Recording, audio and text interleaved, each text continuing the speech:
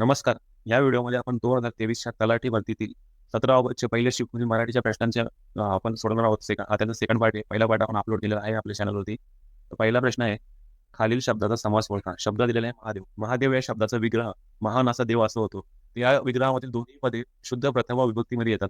त्यामुळे कर्मधारय समासाचे उदाहरण आहे. आणि कर्मधारय समास हा तत्पुरुष समासाचा उपप्रकार आहे.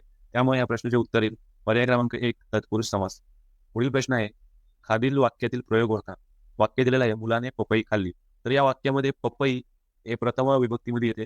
तर त्यामुळे कर्म आहे आणि कर्म प्रथमेमध्ये आहे. त्यामुळे कर्मणी प्रयोगाचे उदाहरण आहे. हे नक्की आहे. पण ऑप्शनमध्ये समापन कर्मणी, पुराण कर्मणी, कर्मणी प्रयोग असे कर्मणी प्रयोगाचे 3 ऑप्शन आलेले आहेत. तर या वाक्यामध्ये कर्त्याला ने प्रत्यय लागले आणि ने हा तृतीय विभक्तीमधला प्रत्यय लागलेला आहे आणि तृतीय विभक्तीमधला प्रत्यय प्रधान कर्तृक कर्मणी प्रयोग म्हणजे साधा कर्मणी प्रयोगामध्ये लागतो. तर प्रधान कर्तृक कर्मणी प्रयोग हे ऑप्शनमध्ये नाहीये. त्यामुळे याची योग्य उत्तर येईल फक्त कर्मणी प्रयोग, जो हा मेन प्रकार आहे कर्मणी प्रयोगाचा. पुढील प्रश्न आहे, फाटक्या जोळीत येऊन पडते रोजची नवी निराशा या काव्यपंक्तीतील निराशा या शब्दाचा विरुद्धार्थी शब्द होता. निराशा या शब्दाचा विरुद्धार्थी शब्द येईल पर्याय क्रमांक 2 आशा. धाबेदारांनी या शब्दार्थाचा वाक्यात उपयोग झालेले खालीलपैकी योग्य विधान ओळखा. धाबेदारांनी म्हणजे भीती वाटणे. तर या शब्दार्थाचा वाक्यात उपयोग झालेले योग्य वाक्य पर्याय क्रमांक 1 घरात धामण बघून राजूचे धाबेदार आणले. पुढील प्रश्न आहे, आवडतो मध अफाट सागर अथांग निळे पाणी या काव्यपंक्तीतील सागर या शब्दाचा समानार्थी शब्द ओळखा. सागर या शब्दाचा समानार्थी शब्द येईल पर्याय क्रमांक 3 समुद्र. पुढील प्रश्न आहे, खालील वाक्यातील प्रयोग ओळखा.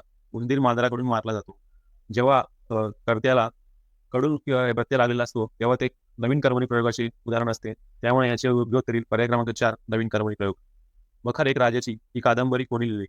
मखर एक राजाची ही कादंबरी श्रेयवी सर देशमुख यांनी लिहिली होती. त्यामुळे उत्तर येईल पर्याय क्रमांक 4. पुढील प्रश्न आहे, खालील प्रश्नार्थी वाक्याचे विधानार्थी वाक्यात रूपांतर केलेले योग्य विधान ओळखा. पाऊस पडत आहे का? तर याचे योग्य उत्तर येईल पर्याय क्रमांक 4 पाऊस पडत आहे. खालील वाक्प्रचाराचा योग्य अर्थ ओळखा. अद्बल होणे. अद्बल होणे म्हणजे असमर्थ ठरणे. त्यामुळे आपले उत्तर येईल पर्याय क्रमांक 1 असमर्थ ठरणे. पुढील प्रश्न आहे, आमचा बाप आणि आम्ही या आत्मचरित्राचे लेखक कोण? आमचा बाप आणि आम्ही या आत्मचरित्राचे लेखक नरेंद्र जाधव हे होते. त्यामुळे आपलं उत्तर येईल पर्याय क्रमांक 2. अशा प्रकारे आपण हे प्रश्न सोडवलेले आहेत. अशा आपण अनेक प्रश्नपत्रिका सोडवणार आहोत.